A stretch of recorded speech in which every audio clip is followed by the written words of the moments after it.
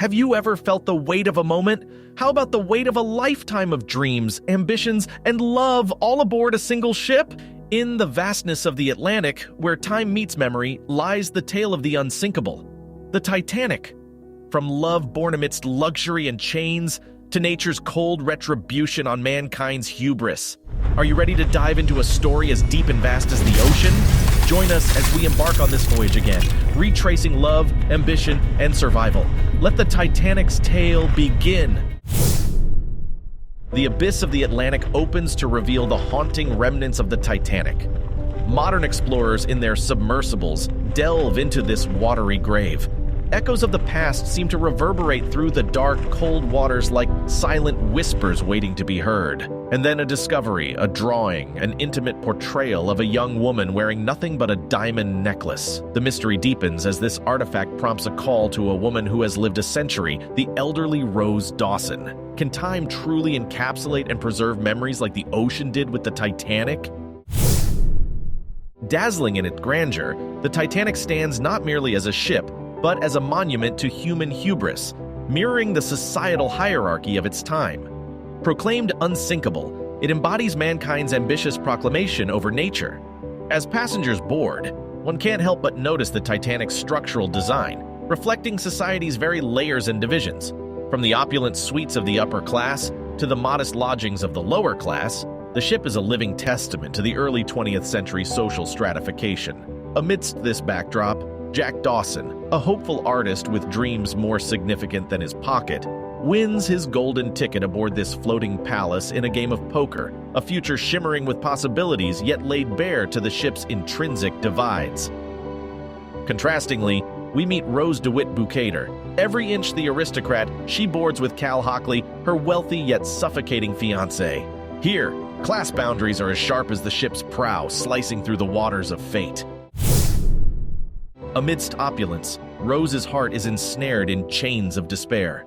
Teetering on the ship's stern, she gazes down at the abyss, contemplating the icy embrace of the Atlantic. Yet destiny, ever the trickster, sends Jack to her rescue. With raw honesty and charisma, he breathes life back into her eyes. "I'm Jack Dawson," he says. And with that, an unexpected chapter of love and longing begins. The heart of Titanic's narrative truly unfolds here. Although gargantuan in its steel construction, the ship becomes a mere backdrop to the love story that is as vast and deep as the ocean it sails upon. From the dingy depths of steerage to the ornate halls of first class, we witness two souls intertwining in the dance of fate and passion. Jack, with his tales of far-off lands and his artist's eyes, draws Rose into a world she's never known, a world free of corsets, both literal and societal. Their adventures aboard the ship testify to love's disregard for boundaries. They sneak into the underbellies of the ship where the air is thick with laughter, music, and the heady intoxication of life. With her porcelain skin and refined grace, Rose learns to jig and stomp at the steerage party, finding liberation in the rhythm of the common folk. Jack, in return, gets an invite to the world of opulence, a realm where forks come in multiple sizes and one's worth is determined by their last name. But amidst the gilded trappings, his sincerity and charm outshine the finest silverware.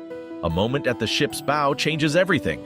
The flying scene is not just about the thrill of the wind or the vastness of the sea ahead. It's a proclamation of freedom, a declaration of love, and the infinite possibilities the future holds.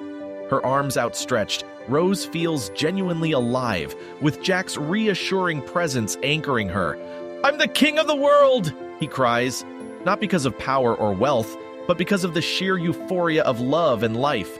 Then, in the quietude of a private cabin, the intimacy deepens. The iconic drawing scene, where Rose, draped only in the heart of the ocean, allows Jack to capture her essence on paper, reveals layers of trust and vulnerability. His fingers may trace her form, but it's their gazes, intense and unwavering, that truly capture one another. This isn't just about youthful passion, it's an acknowledgement of their profound connection. As the pencil moves, two souls are forever etched together against the backdrop of an ever-moving canvas of dreams and fate. The joyous melodies of life and love aboard the Titanic are abruptly interrupted by the foreboding whisper of danger. The ocean's vastness hides many secrets, but on this fateful night, its cold, unwavering truth rises to confront the ship of dreams. In the crow's nest, the lookout's eyes widen in shock. An iceberg, majestic and unyielding, stands before the Titanic. The scene shifts from a tranquil night to a frantic scramble.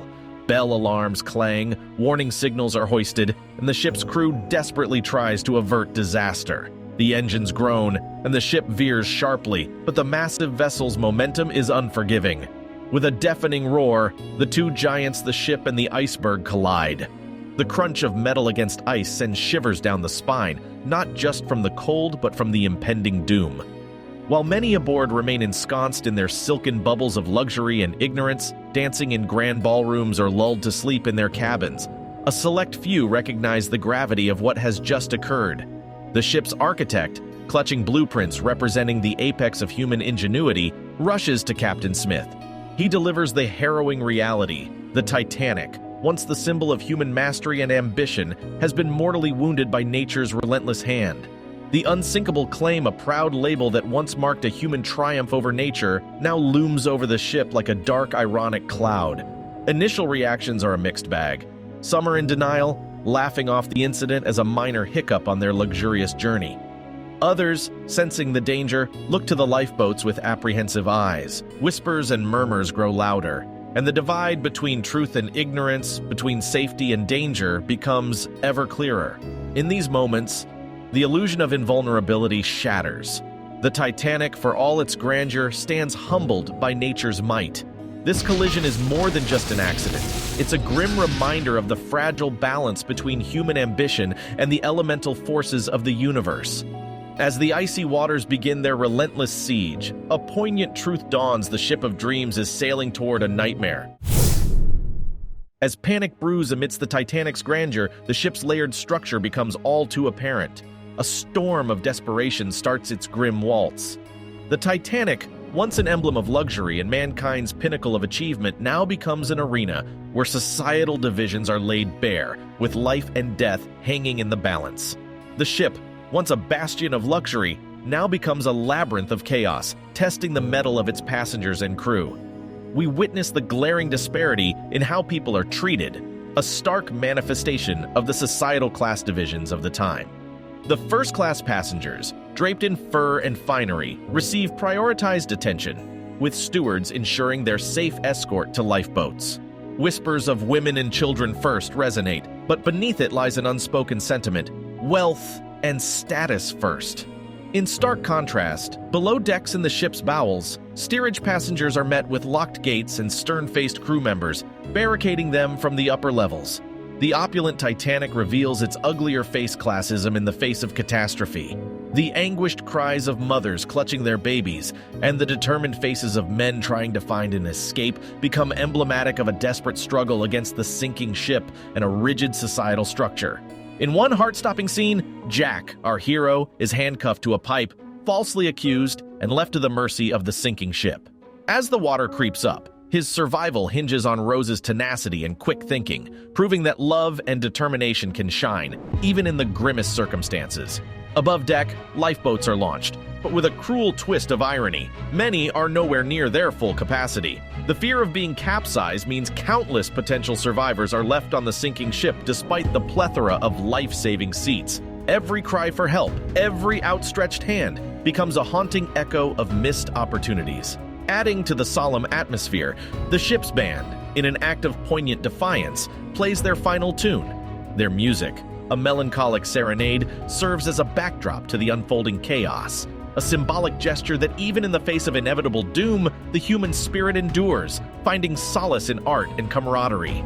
The scene is a frenetic mosaic, desperate leaps into icy waters, tearful goodbyes, fervent prayers, and fleeting moments of bravery.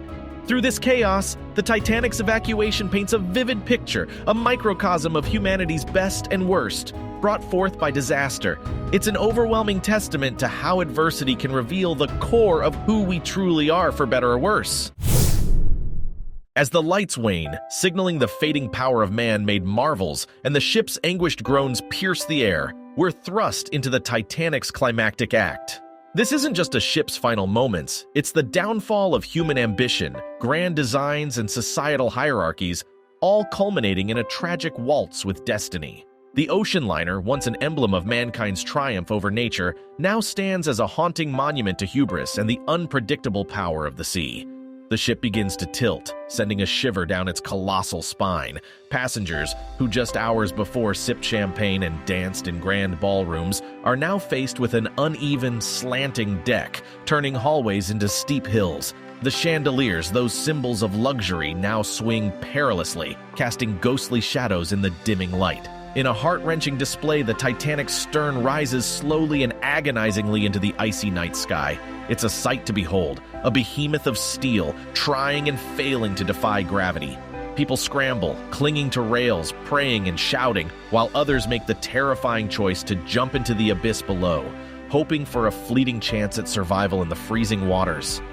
Amid the panic, moments of sheer humanity emerge. A mother comforts her children with a bedtime story, creating an oasis of calm amidst the chaos.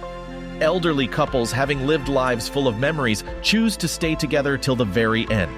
Strangers help strangers, displaying acts of bravery that would forever be etched in maritime history. Then, in a moment that defies belief, the ship breaks in half, a cacophony of snapping steel and splintering wood. It's a brutal testament to the sheer force of nature. The front half plunges first, dragging the rest of the Titanic. Those left on the stern can only watch in horror, knowing their turn is imminent.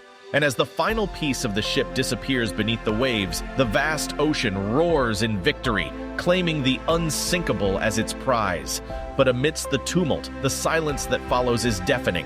With all its stories, dreams, and souls, the mighty Titanic now rests in the deep abyss, leaving behind a surface littered with debris and stunned survivors. Floating, waiting, hoping.